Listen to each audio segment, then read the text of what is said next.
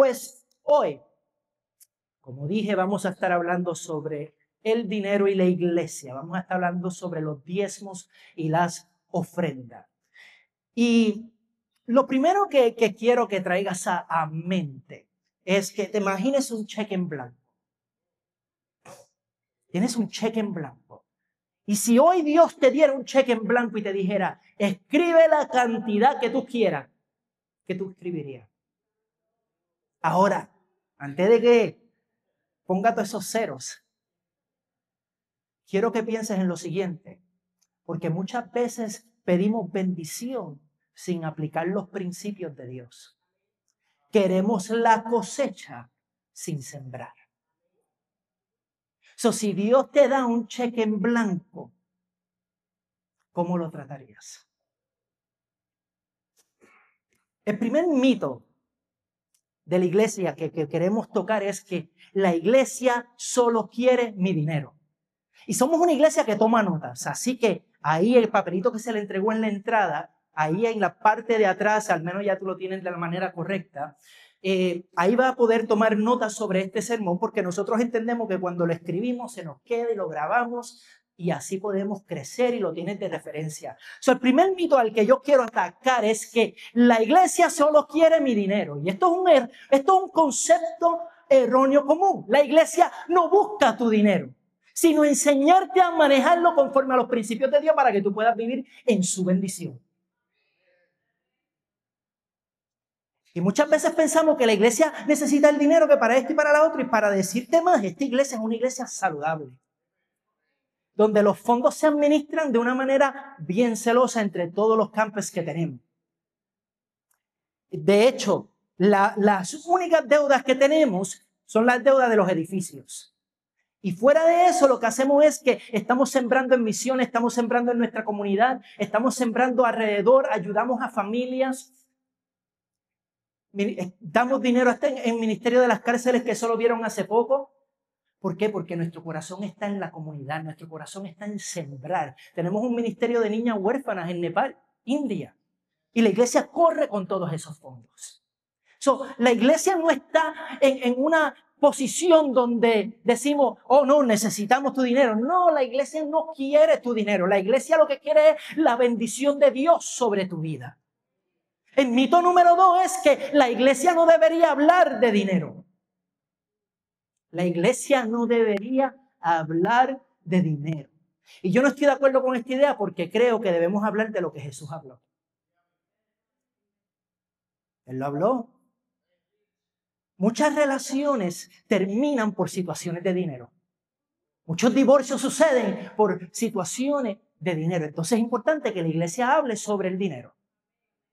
Y de hecho nosotros tenemos consejería de personas que están preparadas en cómo ayudarte a hacer un budget y ayudarte a preparar tus finanzas para tú salir de la situación que posiblemente que te encuentras. Pero hay unos datos bíblicos sobre el dinero. Un 2/3 de las parábolas de Jesús tratan sobre cómo manejar el dinero. 1 de cada 10 versículos en los evangelios habla directamente sobre las finanzas. 2.300 versículos en la Biblia mencionan el tema del dinero y cómo debes manejar tu finanza. O sea, escuchen esto. Eso es 5 veces más sobre el dinero que sobre la oración y la fe. Ese silencio está bueno. 5 veces más. ¿Qué dato más interesante? Ahora, el mito número 3 es el siguiente. El diezmo es una ley del Antiguo Testamento que ya no es aplicable hoy día. Es que, pastor, estamos bajo la gracia. Y es cierto, pero hay un problema con decir eso porque el diezmo no es una ley. El diezmo no es una ley. Pero hay muchas cosas que son leyes y que no son leyes, y que Dios instituyó como principios para que vivamos en su provisión y su propósito.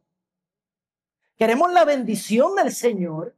Queremos que el Señor nos ayude a bregar en todas estas áreas o encontrar la provisión y el respaldo del Señor, pero no estamos actuando en los principios que Él nos dejó en su palabra. Mm. Y eso es bien importante. Ahora, ¿qué significa el diezmo? ¿Qué significa el diezmo? ¿Sabe? La palabra diezmo es el hebreo de maaser, que significa una décima parte. Como un 10%, yo creo que es la manera más fácil de muchos de nosotros entenderlo. El diezmo en la Biblia, cuando vamos a Génesis capítulo 4, vemos que está la historia de Caín y Abel. Y Caín trajo su ofrenda cuando él quiso. Él trajo su ofrenda cuando a él le dio la gana, sin darle la prioridad a Dios, y tampoco trajo de lo mejor que tenía. A cambio, su hermano Abel, en cambio, trajo lo primero. Él trajo lo primero de lo que él tenía, lo mejor de lo que él tenía, la décima parte de todo lo que tenía. Uno era un diezmo y el otro dio lo que le pesaba. That's interesting. Uno dio un diezmo de lo mejor de lo que tenía y el otro daba aquello que era a weight to him, lo que le pesaba. Y hoy estoy en ese modo de enseñanza. Así que síganme. Le dio lo que le pesaba. Dios honró la ofrenda de Abel, pero rechazó la de Caín.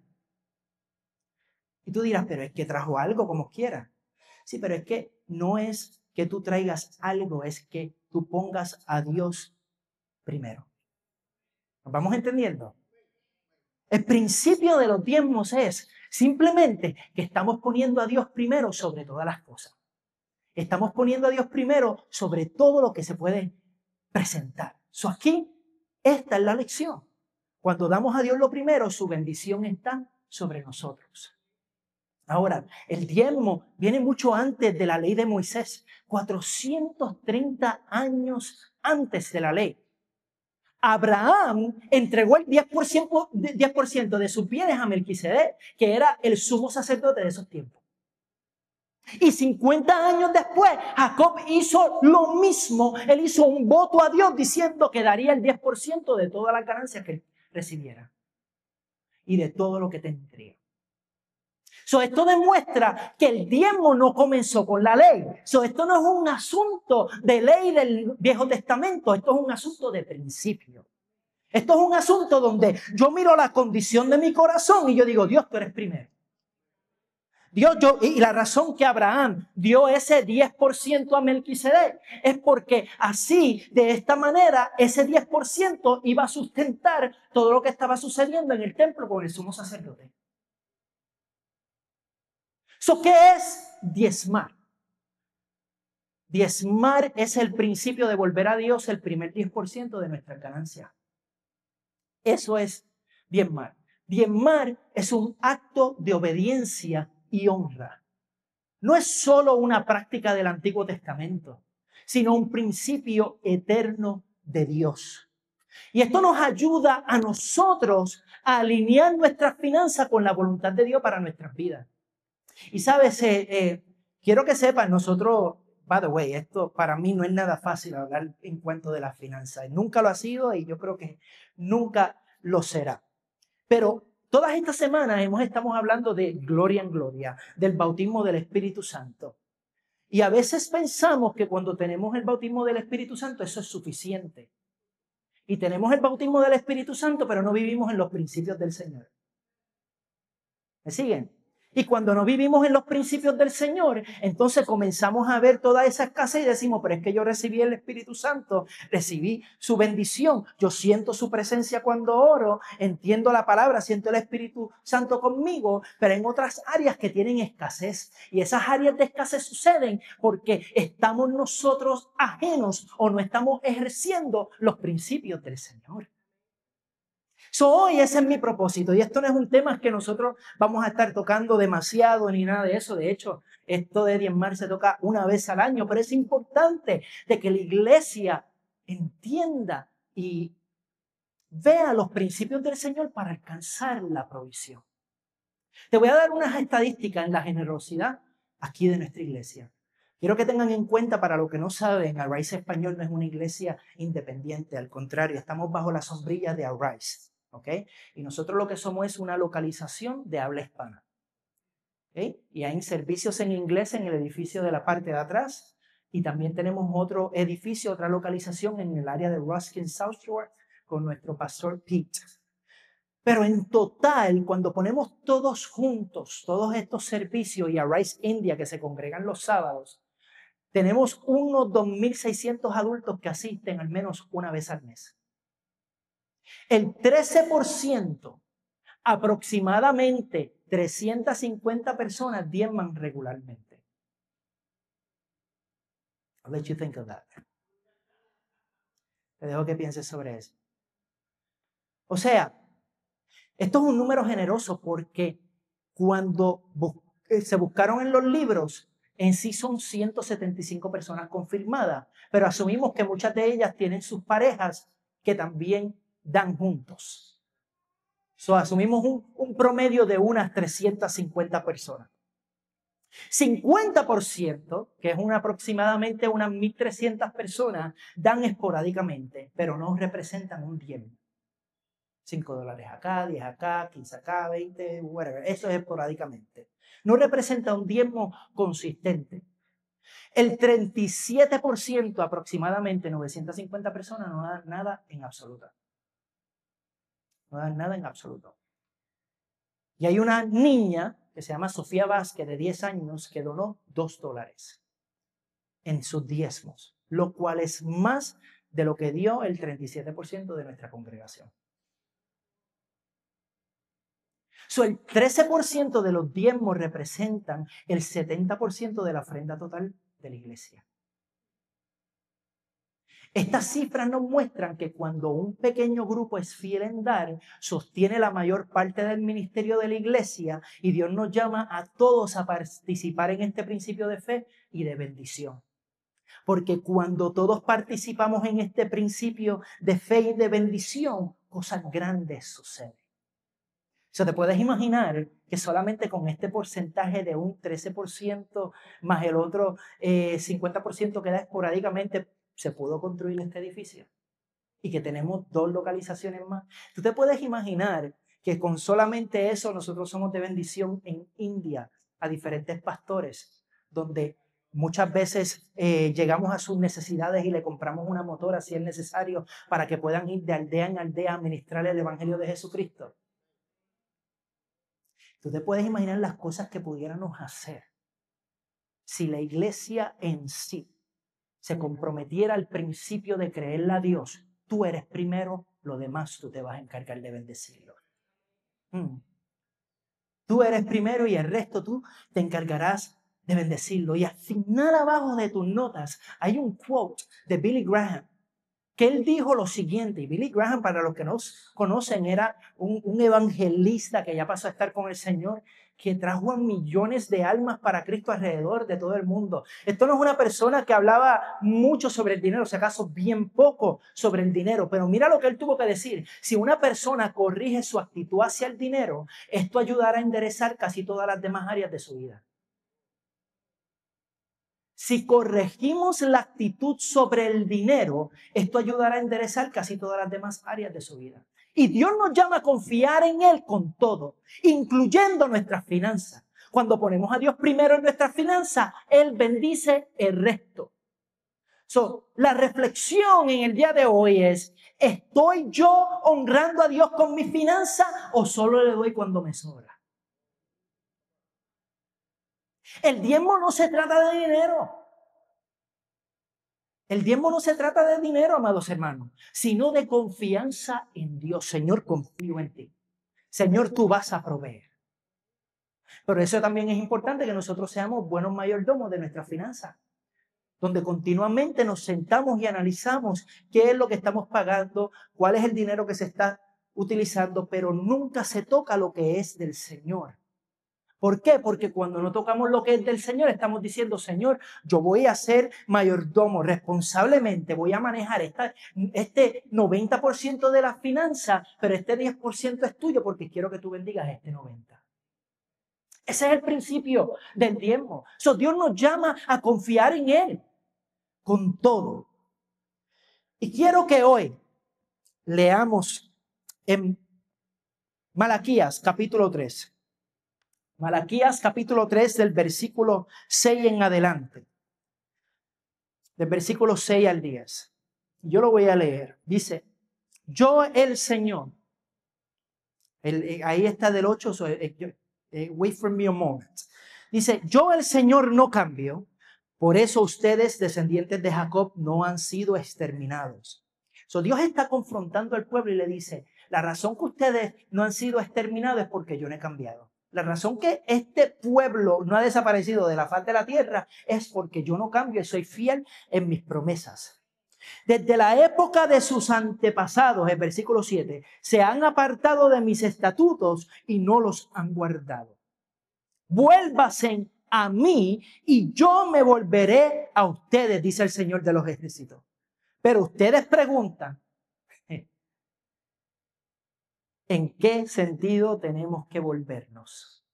Y ahí es donde entramos en el versículo 8, que dice, ¿acaso roba el ser humano a Dios? ¿Acaso roba el ser humano a Dios? Ustedes me están robando. Y todavía pregunta, ¿en qué te robamos? En los diezmos y en las ofrendas. Ustedes, la nación entera, están bajo gran maldición, pues es a mí a quien están robando. Versículo 10 de Malaquías capítulo 3. Dice, traigan íntegro el diezmo a la tesorería del templo. La versión Reina Valera dice, traigan los diezmos al alfolí. Así habrá alimento en mi casa. Pruébenme en esto, dice el Señor de los ejércitos, y vean si no abro las compuertas del cielo y derramo sobre ustedes bendición hasta que sobreabunde. ¿Sabe? El libro de Malaquías fue escrito después del exilio judío. Alrededor de 400 años, 450 años, 430 años antes de Cristo. Esto fue durante la época de Esdras y Nehemías, y en este tiempo los israelitas habían regresado a Jerusalén después del cautiverio que tuvieron en Babilonia. Para darte un poco de contexto. Pero ellos estaban espiritualmente apáticos. Ellos estaban desobedientes a los estatutos que ya Dios le había dado a cada uno de ellos. Y estaban descuidando el pacto que tenían con Dios a través de sus antepasados. La condición espiritual de Israel, ahora vemos que el templo había sido reconstruido, pero el pueblo no estaba honrando a Dios. Tenían un templo, pero no lo honraban. ¿De qué vale tener un templo de adoración y no honramos a Dios con lo que nos toca honrarle?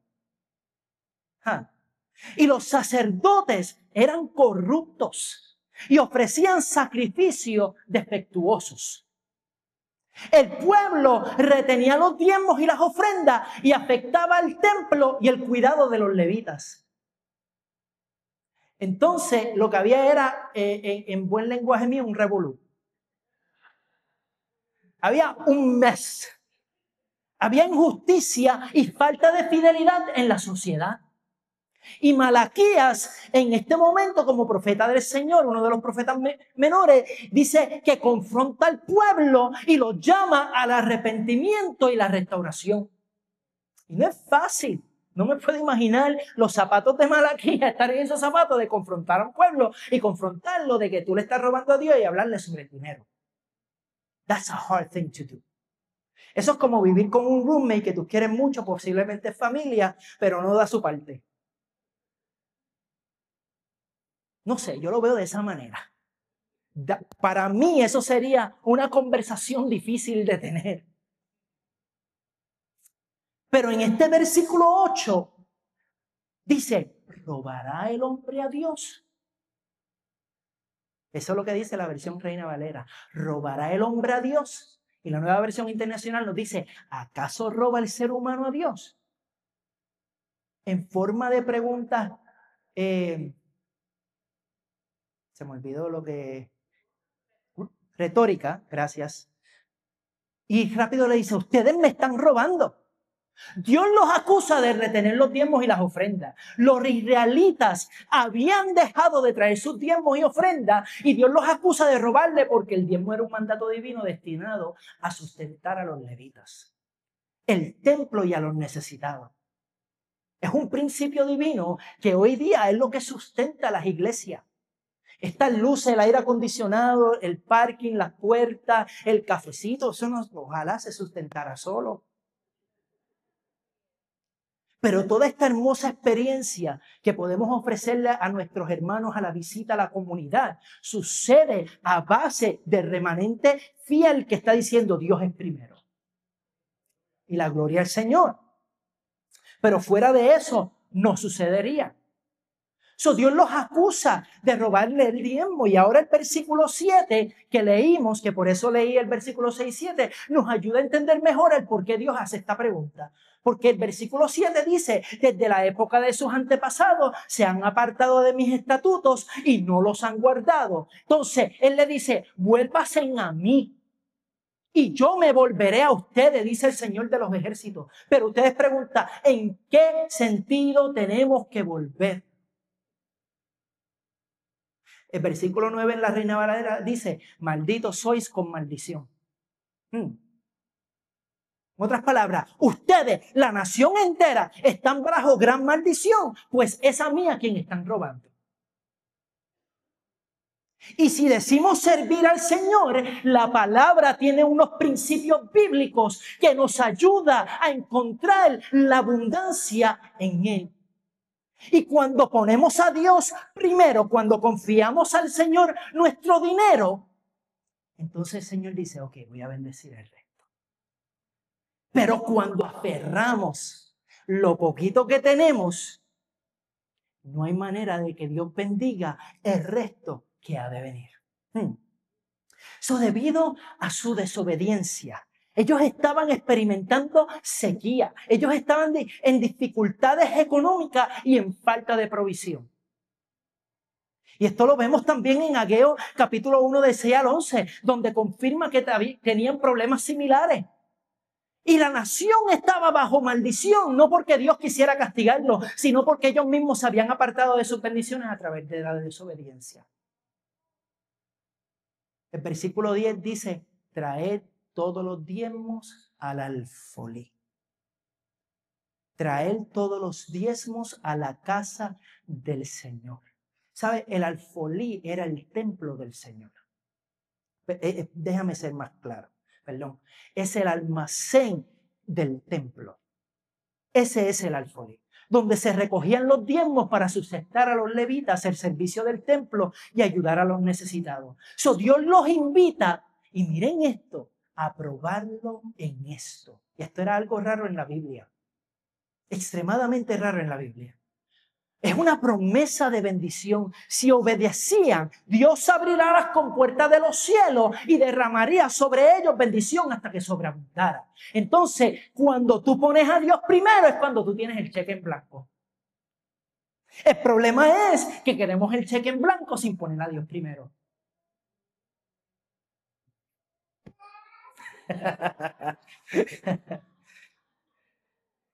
Ese es el problema.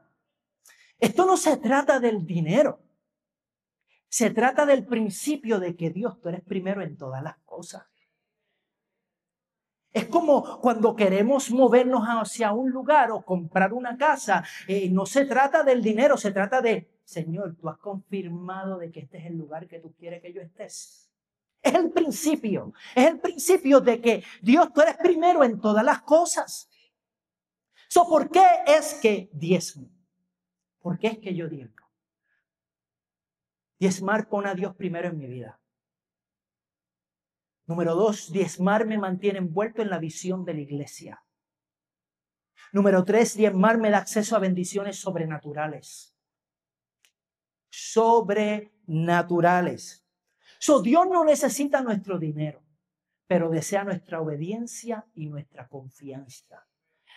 El problema no es el dinero, sino el amor desmedido por Él. Lo voy a repetir. Amados hermanos, el problema no es el dinero, es el amor desmedido por el mismo dinero. Cuando amamos el dinero más que a Dios, caemos en la avaricía y el egoísmo, desviándonos de la fe. Porque ya Dios no es primero. Tenemos otras prioridades y no se puede servir a Dios y al dinero. Lo dice Mateo capítulo 6, versículo 24. Dice, no se puede servir a Dios y al dinero. El dinero es un siervo útil, pero un amo terrible. Eso es en mis propias palabras, pero hubo alguien que lo dijo como 500 años atrás. Voy a repetirlo. El dinero es un siervo útil, pero un amo terrible. Si el dinero controla nuestro corazón, nos aleja de Dios y nos roba la paz. Retener lo que es de Dios nos lleva a sequedad espiritual, no porque Él nos castigue, sino porque nos alejamos de sus principios. Cuando confiamos más en nuestras riquezas que en Dios, dejamos de depender de Él. Esto nos seca espiritualmente porque no estamos viviendo por fe, sino por temor a la falta. Y yo me puedo relacionar con esto. Voy a repetir eso. Esto nos seca espiritualmente porque no estamos viviendo por fe, sino que estamos viviendo con temor a que me va a faltar algo. El diezmo es un principio de fe, dar a Dios primero y confiar en que Él proveerá. Dar, y lo puedes apuntar ahí en los espacios, dar no es perder. Dar es sino sembrar en lo eterno. Cuando tú das a la obra del Señor, tú no estás perdiendo, sino sembrar en lo eterno. Y esto es difícil, estos temas, porque hay iglesias que lamentablemente tienen una mala reputación. Yo lo sé. Y soy el primero en decir, sí, yo sé que esas cosas suceden. Pero por eso nosotros tenemos el State of the Church Address, el estado de la iglesia, que lo que pasó en enero 4, si no me equivoco, lo hacemos una vez al año, el primer domingo del año, donde te hablamos de el dinero, de donde te hablamos de las almas que vinieron a Cristo, de los cientos de personas que fueron bautizadas en las aguas, de los avances que tuvo el ministerio de las cárceles. ¿Sabes que el ministerio de la cárcel es nada más a través de nuestra hermana Wilma? Hubieron 65 almas para Cristo en el 2024.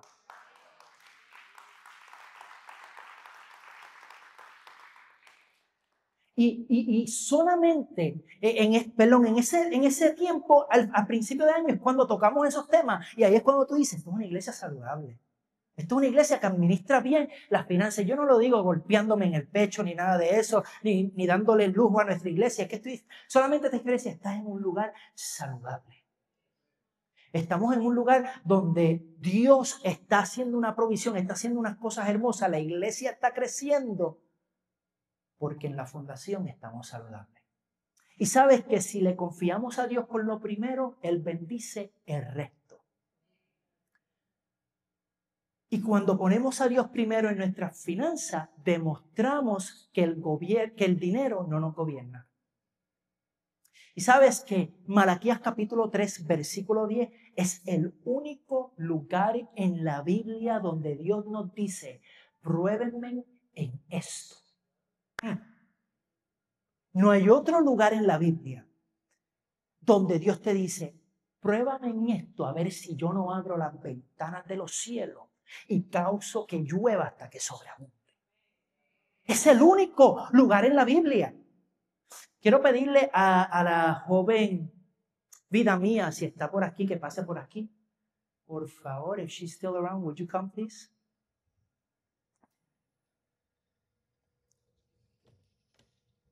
Come with me. Cuidadito con los pasos por aquí. Muchas veces lo que sucede es que el dinero que tenemos lo tenemos en nuestras manos, pero cerramos nuestras manos. Y lo tenemos tan apretado que cuando Dios quiere bendecirte y Dios quiere hacer algo, tú no tienes lugar para recibirlo porque tú estás encargado en dominio de todo lo que te pertenece. De hecho, puedes apretar tanto que de momento tienes la escasez de todo lo que sucedía y de momento lo que te queda es, abre tu mano, open your hand, enséñaselo, show it to them, ese poquito. A cambio, cuando tenemos nuestra mano abierta, y decimos, Señor, esto es tuyo, ¿qué pasa con las manos? ¿Qué sucede? Go ahead and lift up your hand. Lift up your hand a little bit. Mira esto. Mira lo que Dios hace cuando uno comienza a recibir del Señor y uno está en la disposición del Señor. Comienza a suceder hasta que sobreabunda. Y esto lo vi del pastor Aaron Burke y me encantó muchísimo. Un pastor aquí en Tampa, donde Dios comienza a poner tanto en tus manos. Go ahead and put both of your hands together. Que de momento Dios te dice, ok, aquí está la abundancia, porque ya Él sabe que tú eres fiel con lo poquito. So, Él te puede dar mucho en tus manos, y cuando Él te da mucho en tus manos, Él te dice, dalo para adelante, drop it down. Y mientras estás drop down, pon tus manos en tu disposición, put your hands together one more time, y Dios te da más. Dios te comienza a dar más, porque Él ve que en ti Él puede confiar. Él ve que en tu vida tú eres primero, Él es principio en todo lo que tú suceda. Y mientras más gente sigue dando, más tú vas a seguir dando. Porque cuando tú das a los demás, Dios sabe que Él puede confiar en ti para hacer de provisión a todas las naciones, a tu comunidad, a tu familia. Pero tú no puedes esperar abundancia si no administras lo poco que Dios te ha dado de una manera diligente. Thank you so much. Un aplauso a vida mía.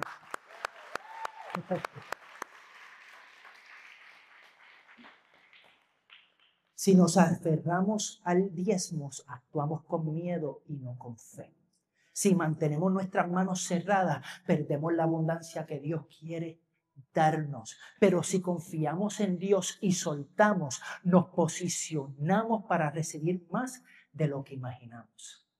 Hay un principio de lo que quiero hablar y está en Colosenses 1:18. ¿Sabe? El diezmo nos enseña sobre la primicia de Cristo. Miren esto, en 1 Corintios 15:20 dice, pero Cristo ha resucitado de entre los muertos. Primicia de los que durmieron es hecho.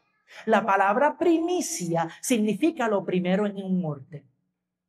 Jesús es el primero en resucitar con un cuerpo glorificado, lo que garantiza nuestra propia resurrección en Él. Él fue primero y murió por nuestros pecados para que así nosotros podamos tener vida eterna. Esa es la primicia de Cristo. Así como Él fue el primero, nosotros como creyentes seguimos su ejemplo de dar lo primero a Dios. Si Dios nos dio a su Hijo como primicia, ¿cómo no vamos a confiarle nuestras primicias a Él? El segundo punto para reflexionar es que el diezmo es dar nuestras primicias a Dios. Proverbios 3 del versículo 9 al 10, y ya voy terminando, si puede pasar el worship team. Dice, honra al Señor con tus riquezas y con las primicias de todos tus frutos. Así se llenarán tus graneros con abundancia y tus lagares rebosarán de vino nuevo. ¿Sabe? En la cultura judía, la primicia era lo primero de la cosecha en los ingresos que se ofrecía a Dios como un acto de honra y confianza. Y el diezmo es un reflejo de este principio, donde damos el primer 10% en lugar de esperar hasta que nos sobre. Ese es el principio del diezmo. Dar nuestras primicias significa que Dios tiene prioridad en nuestras vidas. La reflexión es, ¿estoy dando a Dios lo primero o solo lo que me sobra? ¿Le estoy dando a Dios lo que le toca a Él o solamente lo que sobra? Así como el diezmo es el primer 10%, Cristo es lo primero en nuestras vidas. Mateo capítulo 6, versículo 33 dice lo siguiente: busquen primeramente el reino de Dios y su justicia, y todas estas cosas les serán añadidas. El diezmo es una representación de nuestra prioridad espiritual. Vuelvo y repito, no se trata del dinero, se trata de quién es primero. Oye, eso está como rimón. Cuando damos primero a Dios, mostramos que confiamos en su provisión en lugar de confiar en nuestras propias fuerzas. Y así como Cristo es la primicia, nuestro diezmo es una expresión de nuestra fe en Él. Pongámonos de pies. ¿Qué lugar ocupa Dios en mis finanzas? ¿Estoy reflejando que Él es lo primero en mi vida a través de mi generosidad?